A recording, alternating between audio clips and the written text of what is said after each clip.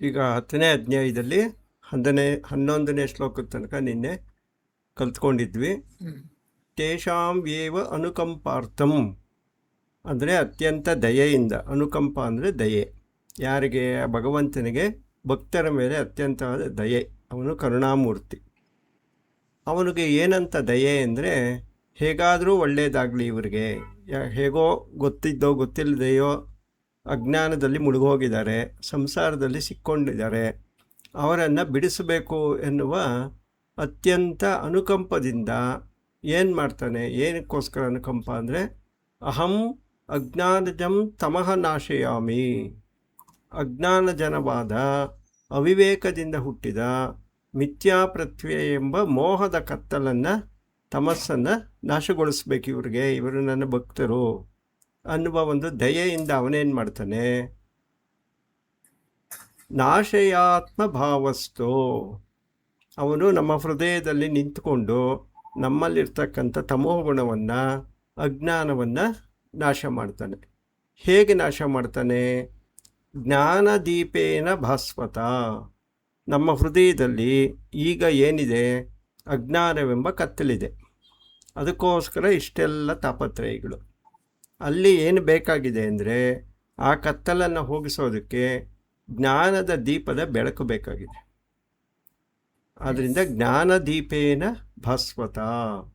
ಅದನ್ನು ಶಂಕರಾಚಾರ್ಯರು ಇಲ್ಲಿ ಸ್ವಲ್ಪ ವಿಸ್ತಾರವಾಗಿ ಹೇಳ್ತಾ ಇದ್ದಾರೆ.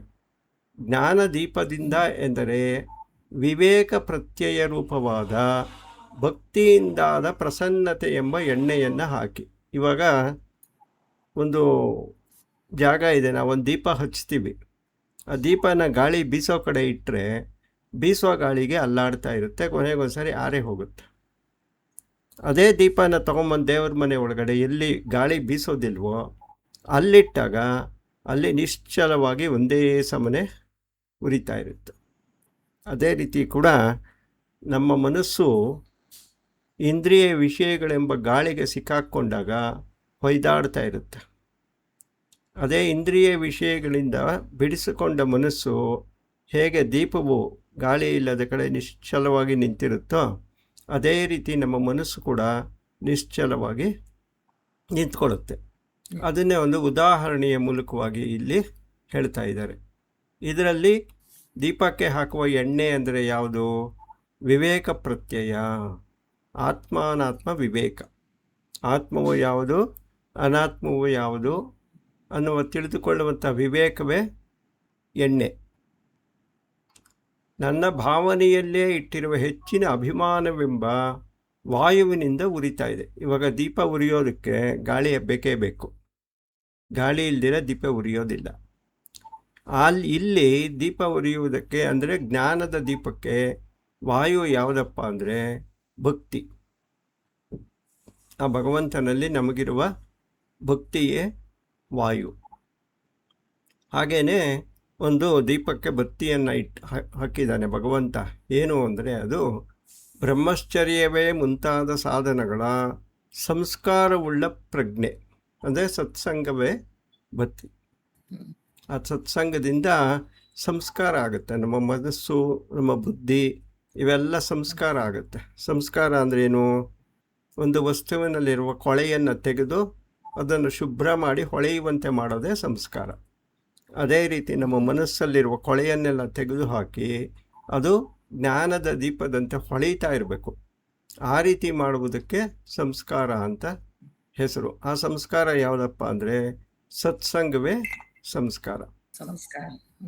ವಿರಾಗದಿಂದ ಕೂಡಿದ ಅಂತಃಕರಣವೆಂಬ ದೀಪದ ಕಂಬ. ಆ ದೀಪದ ಕಂಬ ಯಾವುದು ಅಂದರೆ ವೈರಾಗ್ಯ. ವೈರಾಗ್ಯವೇ ಕಂಬ. ಚಿತ್ತವು ವಿಷಯಗಳಿಂದ ಹಿಮ್ಮೆಟ್ಟಿ ರಾಗದ್ವೇಷಗಳಿಂದ ಕದಳದೇ ಇರುವ ಗಾಳಿ ಇಲ್ಲದ ಕೋಣೆ ಯಾವುದಪ್ಪ ಅಂದರೆ ಅದು ನಮ್ಮ ಹೃದಯ. ನಮ್ಮ ಹೃದಯದಲ್ಲೇ ಜ್ಞಾನದ ದೀಪ ಬೆಳಗೋದು. ಇನ್ನೆಲ್ಲೋ ಆಚೆ ಕಡೆಯಿಂದ ನಮಗೆ ಟಿ ವಿಲಿ ಧಾರಾವಾಹಿಲಿ ತೋರಿಸ್ತಾರ, ಎಲ್ಲೋ ಆಚೆ ಕಡೆಯಿಂದ ಬಂದು ಬೆಳಕು ಒಳಗೆ ಬಂದು ಸೇರಿಕೊಳ್ಳಲ್ಲ. ನಮ್ಮ ಹೃದಯದ ಒಳಗಡೆನೇ ಅಂಟ್ಕೊಳ್ಳುತ್ತದು, ಜ್ಞಾನದ ದೀಪ ಅಂಟ್ಕೊಳ್ಳುತ್ತೆ. ಆದ್ದರಿಂದ ಹೃದಯದ ಕೋಣೆಯಲ್ಲಿ ಗಾಳಿ ಇರಕೂಡ್ದು. ಯಾವ ಗಾಳಿ? ವಿಷಯ ಚಿಂತನೆ ಎಂಬ ಗಾಳಿ ಇರಕೂಡ್ದು. ನೀವು ಆ ಗಾಳಿಯನ್ನೆಲ್ಲ ಬರಬಾರ್ದು ಅಂದರೆ ಏನು ಮಾಡಬೇಕು? ಕಿಟಕಿ ಬಾಗಿಲೆಲ್ಲ ಬಂದ್ ಮಾಡ್ಕೋಬೇಕು. ಯಾವುದದು ಕಿಟಕಿ ಬಾಗಿಲುಗಳು? ನಮ್ಮ 5 ಪಂಚೇಂದ್ರಿಯಗಳು, ಕಣ್ಣು, ಕಿವಿ, ಮೂಗು. ಇಲ್ಲಿಂದಾನೇ ಜೋರಾಗಿ ಗಾಳಿ ಬೀಸೋದು, ಒಳಗಡೆ ದೀಪ ಅಲ್ಲಾಡೋದು. ಆದ್ದರಿಂದ ಅವುಗಳನ್ನೆಲ್ಲ ಮುಚ್ಕೋಬೇಕು.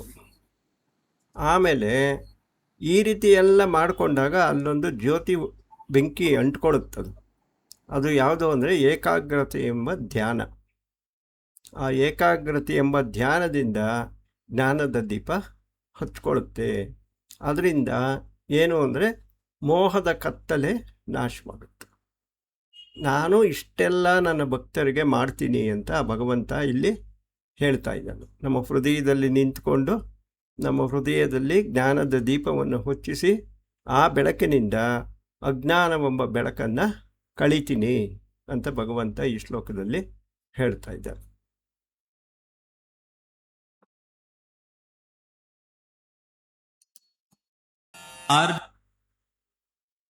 ಅರ್ಜುನ ಉವಾಚ ಪರಂ ಬ್ರಹ್ಮ ಪರಂ ಧಾಮ ಪವಿತ್ರಂ ಪರಮಂ ಭವಾನ್ ಪುರುಷಂ ಶಾಶ್ವತಂ ದಿವ್ಯಂ ಆದಿದೇವಮಜಂ ವಿಭುಂ. ಇಷ್ಟೊತ್ತು ಶ್ರೀಕೃಷ್ಣ ಹೇಳಿದ್ದಾನೆ.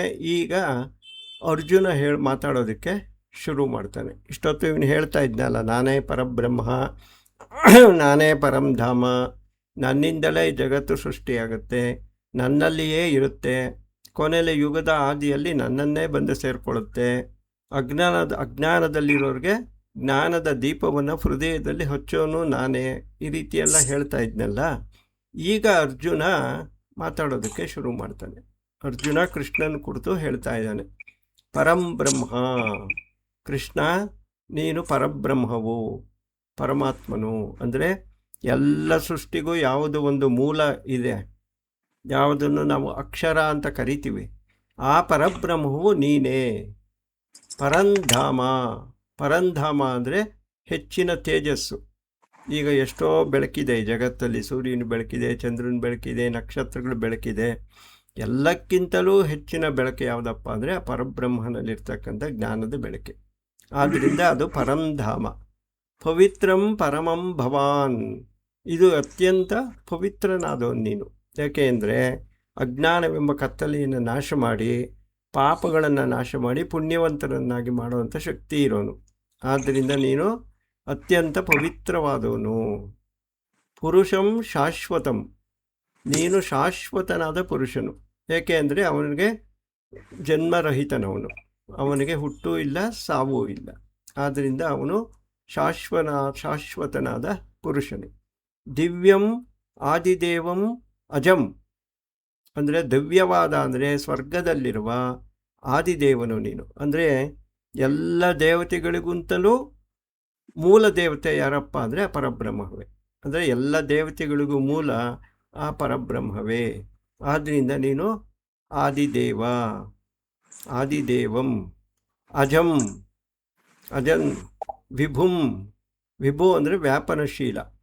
ವ್ಯಾಪನಶೀಲ ಅಂದರೆ ಎಲ್ಲೆಲ್ಲಿಯೂ, ಜಗತ್ತಿನ ಎಲ್ಲೆಲ್ಲಿಯೂ ವ್ಯಾಪಿಸಿಕೊಂಡಿರೋನು ಒಬ್ಬನೇ, ಅವನೇ ಪರಮಾತ್ಮ. ಹೀಗಾಗಿ ಶ್ರೀಕೃಷ್ಣನನ್ನು ಅರ್ಜುನ ಇಷ್ಟೆಲ್ಲ ಕೇಳಿದ ಮೇಲೆ ಹೊಗಳಕ್ಕೆ ಶುರು ಮಾಡ್ತಾ ಇದ್ದಾನೆ. ಪರಬ್ರಹ್ಮ ಪರಂಧಾಮ ಪವಿತ್ರಂ ಪರಮಂ ಭವಾನ್, ನೀನು ಎಲ್ಲವೂ ಆಗಿದೆಯಾ. ಪುರುಷಂ ಶಾಶ್ವತಂ ದಿವ್ಯಂ ಆದಿದೇವಂ ಅಜಂ ವಿಭುಹು ಅಂತ ಈ ಶ್ಲೋಕದಲ್ಲಿ ಕೃಷ್ಣನನ್ನು ಹೊಗಳ್ತಾ ಇದ್ದಾನೆ.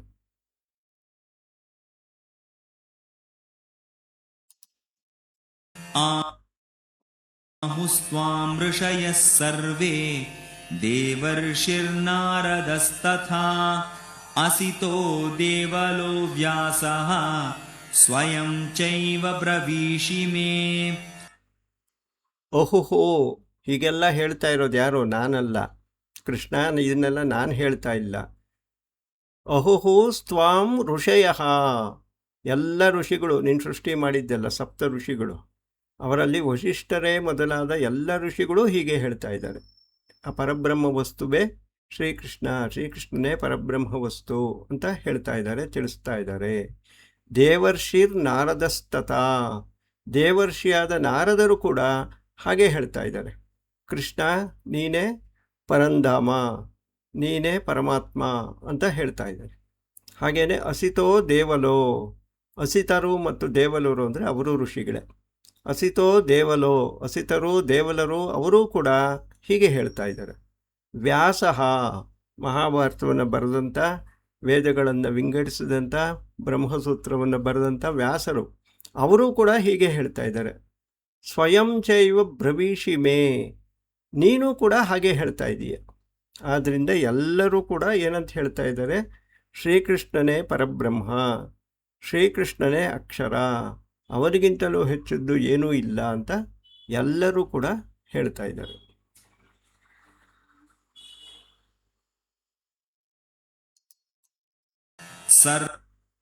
ಸರ್ವಮೇತದ್ಧೃತಂ ಮನ್ಯೇ ಯನ್ಮಾಂ ವದಸಿ ಕೇಶವ, ನ ಹಿ ತೇ ಭಗವನ್ ವ್ಯಕ್ತಿಂ ವಿದುರ್ದೇವಾನ ದಾನವಾಃ.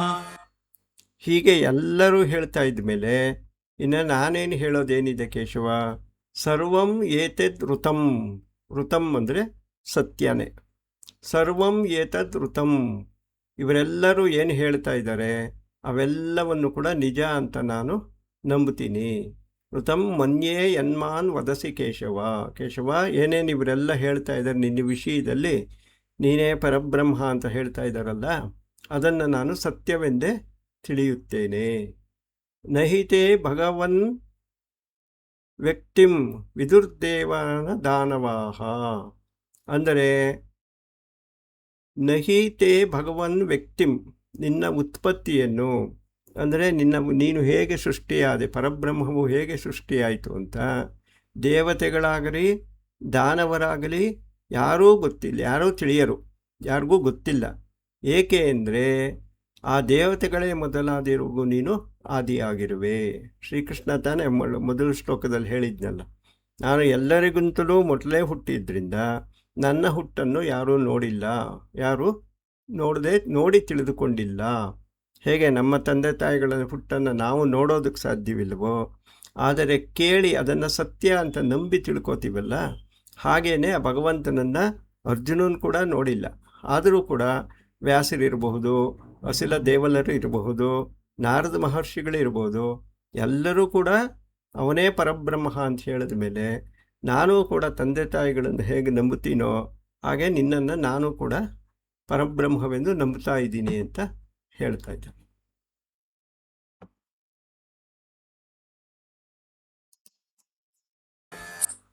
ಸ್ವಯಮೇವಾತ್ಮನಾತ್ಮಾನಂ ವೇತ್ಥತ್ವಂ ಪುರುಷೋತ್ತಮ, ಭೂತಭಾವನ ಭೂತೇಶ ದೇವದೇವ ಜಗತ್ಪತೆ. ಯಂ ಏವಂ ಆತ್ಮಾನಾಂ ಆತ್ಮನಂ ವೇತ್ತ ತ್ವಂ ಪುರುಷೋತ್ತಮ. ಇವೆಲ್ಲ ಸ್ವಲ್ಪ ಆಧ್ಯಾತ್ಮಿಕ ವಿಚಾರಗಳಾಗುತ್ತೆ ಮತ್ತು ಉಪನಿಷತ್ತುಗಳಿಗೆ ಸಂಬಂಧಪಟ್ಟಿದ್ದು ಆಗಿರುತ್ತೆ. ಈಗ ಭಗವಾನ್ ಶ್ರೀಕೃಷ್ಣ ಮೊದಲನೇ ಅಧ್ಯಾಯದ ಶ್ಲೋಕಗಳಲ್ಲಿ ಹೇಳಿದ್ದಾರೆ, ನಾನು ಎಲ್ಲವನ್ನೂ ನೋಡುತ್ತೇನೆ, ಆದರೆ ಯಾರೂ ನನ್ನನ್ನು ನೋಡುವುದು ಸಾಧ್ಯವಿಲ್ಲ. ಎಲ್ಲವೂ ನನ್ನಲ್ಲಿದೆ, ಆದರೆ ನಾನು ಯಾವುದರಲ್ಲಿಯೂ ಇಲ್ಲ. ಈ ರೀತಿಯೆಲ್ಲ ಶ್ಲೋಕಗಳನ್ನು ನಾವು ಕೇಳಿದ್ದೀವಿ. ಇದರರ್ಥ ಏನು ಅಂದರೆ, ಆ ಪರಬ್ರಹ್ಮವು ತನ್ನನ್ನು ತಾನು ಮಾತ್ರ ತಿಳಿದುಕೊಳ್ಳಬಲ್ಲದು, ತನ್ನನ್ನು ತಾನು ಮಾತ್ರ ನೋಡಿಕೊಳ್ಳಬಲ್ಲದು. ಆದರೆ ಆ ಪರಬ್ರಹ್ಮವನ್ನು ಬೇರೆ ಯಾರೂ ಕೂಡ ತಿಳಿದುಕೊಳ್ಳುವುದಕ್ಕೆ ಆಗುವುದಿಲ್ಲ ಅಂತ ಒಂದು ಉಪನಿಷತ್ ವಾಕ್ಯಗಳು ಹೇಳ್ತಾ ಇರುತ್ತೆ. ಅದನ್ನೇ ಇಲ್ಲಿ ಹೇಳ್ತಾ ಇದ್ದಾರೆ, ಯಂ ಏವ ಆತ್ಮನಾ ಆತ್ಮಾನಂ ವೇತ್ತ. ಪುರುಷೋತ್ತಮ ಕೃಷ್ಣ, ನಿನ್ನನ್ನು ನೀನೇ ತಿಳ್ಕೋಬೇಕಷ್ಟೆ, ನಮ್ಮ ಕೈಯಲ್ಲಿ ತಿಳ್ಕೊಳ್ಳೋದಕ್ಕೆ ಸಾಧ್ಯವಿಲ್ಲ, ಬೇರೆ ಯಾರಿಂದಲೂ ತಿಳಿದುಕೊಳ್ಳುವುದಕ್ಕೆ ಸಾಧ್ಯವಿಲ್ಲ. ನಿನ್ನನ್ನು ನೀನೇ ತಿಳ್ಕೊಳ್ಳೋದಕ್ಕೆ ಮಾತ್ರ ಸಾಧ್ಯ ಅಂತ ಹೇಳ್ತಾ ಇದ್ದಾನೆ. ಇದೇ ವಿಚಾರಕ್ಕೆ ಇವಾಗ ಯಾರೂ ಕೂಡ ಪರಬ್ರಹ್ಮವನ್ನು ತಿಳಿದುಕೊಳ್ಳೋದಕ್ಕೆ ಸಾಧ್ಯ ಇಲ್ಲ ಅಂದಮೇಲೆ ನಾವು ಹೇಗೆ ತಿಳ್ಕೊಳ್ಳೋದು? ನಾವೆಲ್ಲ ಮನುಷ್ಯ ಸಾಮಾನ್ಯರು, ನಾವು ಆ ಭಗವಂತನನ್ನು ಹೇಗೆ ತಿಳ್ಕೊಳ್ಳೋದು? ಯಾತಕ್ಕೋಸ್ಕರ ಈ ಸಾಧನೆಗಳೆಲ್ಲ ಮಾಡಬೇಕು ಅನ್ನೋ ವಿಷಯ ಬರುತ್ತೆ. ಮನುಷ್ಯರಾಗಿದ್ದುಕೊಂಡು ಮನಸ್ಸಿನಿಂದಾಗಲಿ ಕಣ್ಣಿನಿಂದಾಗಲಿ ಆ ಭಗವಂತನನ್ನು ತಿಳಿದುಕೊಳ್ಳೋದಕ್ಕೆ ಸಾಧ್ಯವಿಲ್ಲ. ಯಾವಾಗ ನಮ್ಮಲ್ಲಿ ಅಜ್ಞಾನ ಹೋಗುತ್ತೋ, ಜ್ಞಾನವೆಂಬ ದೀಪವು ಬೆಳಗುತ್ತೋ, ಆಗ ನಮ್ಮಲ್ಲಿ ಒಂದು ಭಾವನೆ ಬರುತ್ತೆ. ಆ ಭಾವನೆಯನ್ನು ಅಹಂ ಬ್ರಹ್ಮಾಸ್ಮಿ ಅಂತ ಕರೀತಾರೆ. ನಾನೇ ಪರಬ್ರಹ್ಮ ಎನ್ನುವ ಅನುಭವ ನಮಗಾಗುತ್ತೆ. ಅವಾಗೇನಾಗ್ತಾ ಇದೆ, ನನ್ನನ್ನು ನಾನೇ ನೋಡ್ಕೋತಾ ಇದ್ದೀನಿ ಅಷ್ಟೇ. ಅಲ್ಲಿ ಮನುಷ್ಯನಾಗಿ, ಭಕ್ತನಾಗಿ, ಅಥವಾ ದೇವ ಋಷಿಗಳಾಗಿ, ನಾರದರಾಗಿ ಯಾರೇ ಆಗಲಿ, ಅವರು ಭಗವಂತನನ್ನು ನೋಡ್ಕೊಳ್ಳೋದಕ್ಕೆ ಸಾಧ್ಯವಿಲ್ಲ.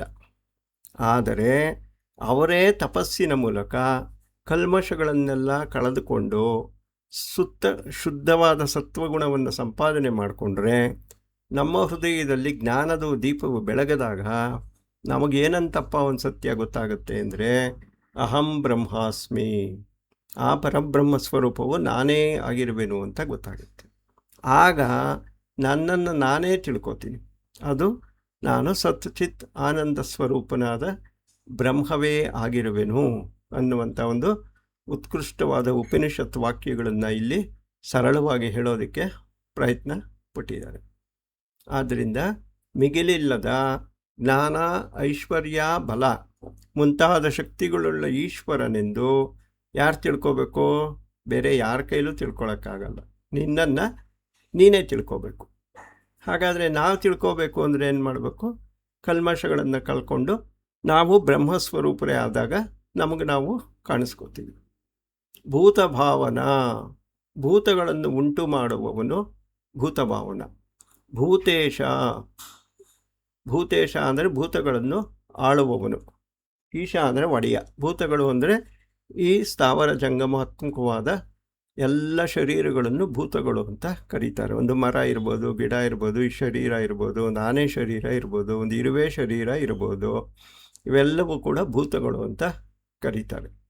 ಈ ಭೂತಗಳನ್ನು ಉಂಟು ಮಾಡುವವನು ಭೂತಭಾವನ. ಈ ಭೂತಗಳನ್ನು ಆಳುವವನು ಭೂತೇಶ. ದೇವದೇವ, ಎಲ್ಲ ದೇವತೆಗಳಿಗೂ ದೇವತೆ ಅವನು. ಏಕೆಂದರೆ ಎಲ್ಲ ದೇವತೆಗಳು ಅವನಿಂದನೇ ಹುಟ್ಟಿರೋದ್ರಿಂದ ಅವನು ದೇವತೆಗಳಿಗೆಲ್ಲ ದೇವತೆ. ಆದ್ದರಿಂದ ಅವನು ದೇವದೇವ. ಜಗತ್ಪತೆ, ಜಗತ್ತಿಗೆ ನೀನು ಒಡೆಯ. ಹೀಗೆ ಅರ್ಜುನ ಕೃಷ್ಣನನ್ನು ಕುರಿತು ಹೊಗಳ್ತಾ ಹೇಳ್ತಾ ಇದ್ದಾನೆ. ಯಂ ಏವ ಆತ್ಮಾನಾಂ ವೇತ್ತತ್ವಂ ಪುರುಷೋತ್ತಮ. ಪುರುಷೋತ್ತಮ, ಈ ನಿನ್ನ ಮಹಿಮೆಯನ್ನು ನೀನು ಎಲ್ಲೆಲ್ಲೂ ಹೇಗೆ ವ್ಯಾಪಿಸಿದೀಯ ಅಂತ ತಿಳ್ಕೋಬೇಕಾದ್ರೆ ನಮ್ಮಿಂದಲೂ ಆಗಲ್ಲ, ಋಷಿಗಳಿಂದಲೂ ಆಗಲ್ಲ, ಯಾರ ಕೈಲೂ ಆಗಲ್ಲ. ನಿನ್ನನ್ನು ನೀನೇ ತಿಳ್ಕೋಬೇಕು. ಕೃಷ್ಣ, ನೀನು ಭೂತಭಾವನ, ಭೂತೇಶ, ದೇವದೇವ, ಜಗತ್ಪತೆ, ಈ ರೀತಿಯಲ್ಲಿ ಆ ಭಗವಂತನನ್ನು ಕುರಿತು ಅರ್ಜುನ ಸ್ತೋತ್ರ ಮಾಡ್ತಾ ಇದ್ದಾನೆ.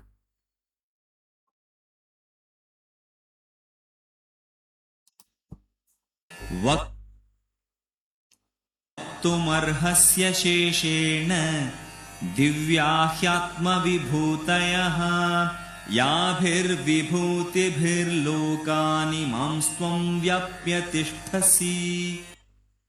ಇಷ್ಟೆಲ್ಲ ಹೇಳಿ ಅರ್ಜುನ ಹೇಳ್ತಾ ಇದ್ದಾನೆ, ಕೃಷ್ಣ, ಯಾರ ಕೈಲೂ ತಿಳ್ಕೊಳಕ್ಕಾಗಲ್ಲಪ್ಪ ನಿನ್ನ ವಿಭೂತಿಗಳನ್ನು, ನಿನ್ನ ಮಹಿಮೆಗಳನ್ನು.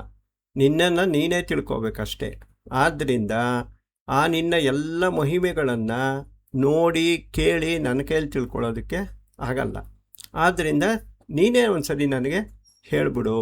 ಅದೇ ಸುಲಭವಾದ ಮಾರ್ಗ. ಯಾಕೆಂದರೆ ಋಷಿಗಳ ಹತ್ರ ಹೋದರೆ ಅವ್ರ ಕೈಲೂ ಹೇಳೋಕ್ಕಾಗಲ್ಲ, ನಾರದರ ಹತ್ರ ಹೋದರೆ ಅವ್ರ ಕೈಲೂ ಹೇಳೋಕ್ಕಾಗಲ್ಲ, ಅಚಿತ ದೇವಲರ ಹತ್ರ ಹೋದರೆ ಅವ್ರ ಹತ್ರವೂ ಹೇಳೋಕ್ಕಾಗಲ್ಲ. ಯಾಕೆಂದರೆ ಯಾರಿಗೂ ಗೊತ್ತಾಗ್ತಾ ಇಲ್ಲ. ಅದನ್ನು ನೀನೊಬ್ಬನೇ ತಿಳ್ಕೊಂಡಿದ್ದೀಯ, ನೀನೊಬ್ಬನೇ ತಿಳ್ಕೊಂಡಿದ್ದೀಯ. ಆದ್ದರಿಂದ ನೀನೇ ನನಗೆ ನೇರವಾಗಿ ಹೇಳಿಬಿಡು. ಹೇಗೆ ಹೇಳಬೇಕು? ವಕ್ತುಂ ಅರ್ಹಸಿ ಅಶೇಷೇಣ, ಒಂದು ಚೂರೂ ಬಿಡಬೇಡ. ನಿನ್ನ ಏನೇನು ಮಹಿಮೆಗಳಿದೆಯೋ ಒಂದು ಚೂರೂ ಬಿಡದಂತೆ ಸಂಪೂರ್ಣವಾಗಿ ನನಗೆ ಹೇಳೋದಕ್ಕೆ ನೀನೊಬ್ಬನೇ ಸರಿಯಾದ ವ್ಯಕ್ತಿ. ಆದ್ದರಿಂದ ನೀನು ನನಗೆ ಹೇಳು. ಏನು ಹೇಳಬೇಕು? ದಿವ್ಯಾಹಿ ಆತ್ಮವಿಭೂತಯ, ದಿವ್ಯವಾದ ನಿನ್ನ ಉಂಟಷ್ಟೇ. ವಿಭೂತಿಗಳು ಅಂದರೆ ಮಹಿಮೆಗಳು, ಮತ್ತು ಅವನು ಯಾವ ರೀತಿಯಲ್ಲಿ ಜಗತ್ತನ್ನು ಧರಿಸ್ಕೊಂಡಿದ್ದಾನೋ ಅದೇ ವಿಭೂತಿ. ಇವಾಗ ಭಗವಂತನೆಲ್ಲ, ಜಗತ್ತಲ್ಲಿರೋದೆಲ್ಲ ಭಗವಂತನೇ ಅಂತ ಹೇಳಿದ್ಮೇಲೆ ಯಾವ ರೀತಿ ಯಾವ್ಯಾವ ಸ್ವರೂಪದಲ್ಲಿ ನೀನು ಈ ಜಗತ್ತಲ್ಲಿ ಕಾಣಿಸ್ಕೋತಾ ಇದೀಯಾ? ಅದನ್ನು ನಂಗೆ ಸ್ವಲ್ಪ ಹೇಳಿದ್ರೆ ನಾನು ಓಹೋ ಇದು ಭಗವಂತ ಅಂತ ಗುರುತಿಸೋದಕ್ಕೆ ನನಗೆ ಅನುಕೂಲ ಆಗುತ್ತೆ. ಆದ್ದರಿಂದ ದಿವ್ಯವಾದ ನಿನ್ನ ವಿಭೂತಿಗಳುಂಟಷ್ಟೇ, ಆ ಆತ್ಮ ವಿಭೂತಿಗಳು ಅವು ಯಾವುದಿದೆಯೋ ಅವನ್ನು ನನಗೆ ಸಂಪೂರ್ಣವಾಗಿ ಒಂದು ಬಿಡದಂತೆ ಹೇಳು. ಯಾಭಿರ್ವಿಭೂತಿರ್ ಲೋಕಾನ್ ಇಮಾಂಸ್ತ್ವಂ ವ್ಯಾಪ್ಯ ತಿಷ್ಠತಿ. ಅಂದರೆ ಯಾವ ವಿಭೂತಿಗಳು ಅಂದರೆ ಸ್ವರೂಪ ಅಂತಾದರೂ ತಿಳ್ಕೊಬೋದು ನೀವು. ಈ ಒಂದು ಅಧ್ಯಾಯಕ್ಕೆ ಸಂಬಂಧಪಟ್ಟಾಗೆ ವಿಭೂತಿ ಅಂದರೆ ನೀನು ಯಾವ ಸ್ವರೂಪದಿಂದ ಈ ಜಗತ್ತನ್ನು ಆಕ್ರಮಿಸ್ಕೊಂಬಿಟ್ಟಿದೆಯಾ. ಮರನೂ ನೀನೇ, ಗಿಡನೂ ನೀನೇ ಅಂತಾರೆ. ಹಾಗಾದ್ರೆ ನೀನು ಯಾವ್ಯಾವ ರೀತಿ ಇದೆಯಾ ನನಗೆ ಹೇಳು. ನೀನಿಲ್ಲದೆ ಇರೋದು ಯಾವುದು, ನೀನಿರೋದು ಯಾವುದು, ಈ ರೀತಿಯಲ್ಲಿ ನನಗೆ ಸ್ವಲ್ಪ ಹೇಳು ಅಂತ ಭಗವಂತನನ್ನು ಬೇಡ್ಕೋತಾ ಇದ್ದಾನೆ ಅರ್ಜುನ. ಯಾಭಿರ್ ವಿಭೂತಿರ್ ಲೋಕಾನ್ ವ್ಯಾಂಸ್ತ್ವಂ ವ್ಯಾಪ್ಯ ತಿಷ್ಠಸಿ. ನೀನು ಯಾವ ಸ್ವರೂಪದಿಂದ ಈ ಜಗತ್ತನ್ನು ಆಕ್ರಮಿಸ್ಕೊಂಡಿದೀಯಾ, ಯಾವ ರೀತಿಯಲ್ಲಿ ಈ ಜಗತ್ತಿನಲ್ಲಿ ನೆಲೆಸಿದೀಯಾ, ಅವನ್ನೆಲ್ಲ ನನಗೆ ಸ್ವಲ್ಪವೂ ಬಿಡದಂತೆ ಹೇಳು ಅಂತ ಹೇಳ್ತಾ ಇದ್ದಾನೆ.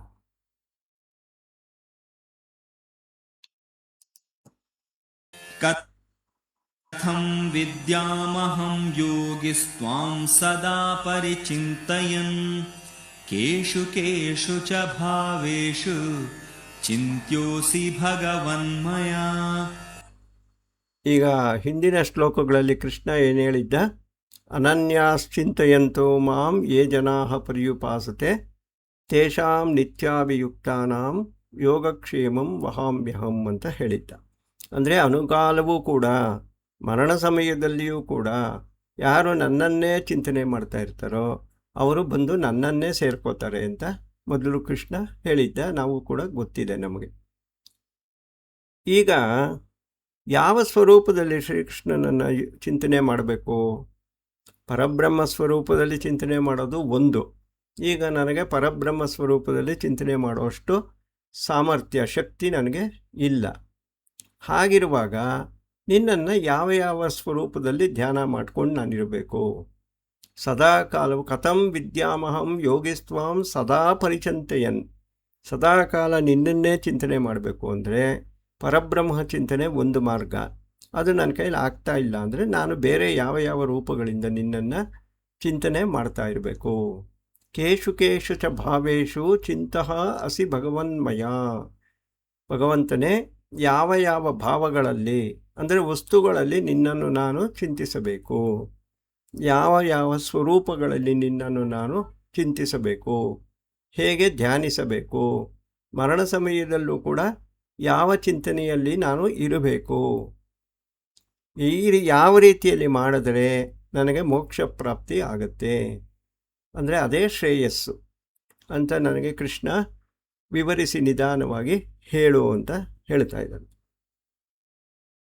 ಇದು ಅರ್ಜುನ ನಮ್ಮೆಲ್ಲರ ಪರವಾಗಿ ಪ್ರಶ್ನೆಗಳನ್ನು ಭಗವಂತನಲ್ಲಿ ಕೇಳ್ತಾ ಇದ್ದಾನೆ. ಒಂದು, ಪರಬ್ರಹ್ಮ ಚಿಂತನೆ ಅದು ನಿರಾಕಾರ. ಅದರಲ್ಲಿ ಮನಸ್ಸಿಡುವುದು, ಅದನ್ನು ಮಾಡೋದು ಕಷ್ಟ ಅಂದ್ಕೊಂಡವರು ಯಾವುದಾದ್ರು ಒಂದು ರೂಪದಲ್ಲಿ ಚಿಂತನೆಯನ್ನು ಮಾಡಬೇಕಾಗತ್ತೆ. ಆದ್ದರಿಂದ ಆ ಚಿಂತನೆಯನ್ನು ಮಾಡಬೇಕಾದ್ರೆ ನೀನು ಯಾವ ರೂಪದಲ್ಲಿ ಜಗತ್ತನ್ನು ಆಕ್ರಮಿಸ್ಕೊಂಡಿದೆಯೋ ಅದನ್ನು ನನಗೆ ಹೇಳು ಅಂತ ಈ ಶ್ಲೋಕಗಳಲ್ಲಿ ಭಗವಂತನಲ್ಲಿ ಅರ್ಜುನ ಕೇಳ್ಕೊತಾ ಇದ್ದಾರೆ.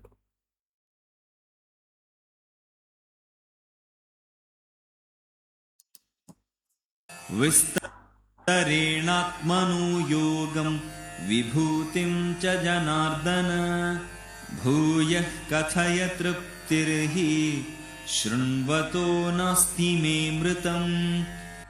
ವಿಸ್ತರೇಣ ಆತ್ಮನೋ ಯೋಗಂ ವಿಭೂತಿಂಚ ಜನಾರ್ದನ, ನಿನ್ನ ಯೋಗವನ್ನು, ನಿನ್ನ ಮಹಿಮೆಯನ್ನು, ಅಸಾಧಾರಣವಾದ ಐಶ್ವರ್ಯ ಶಕ್ತಿಯನ್ನು ಮತ್ತು ನೀನು ಯಾವ ಸ್ವರೂಪದಲ್ಲಿ ಜಗತ್ತನ್ನು ಧರಿಸ್ಕೊಂಡಿದೀಯಾ, ನಾನು ಯಾವುದನ್ನು ಕುರಿತು ಧ್ಯಾನ ಮಾಡಬೇಕು ಅದನ್ನೆಲ್ಲ ವಿಸ್ತಾರವಾಗಿ ಬಿಡಿಸಿ ನನಗೆ ಹೇಳು.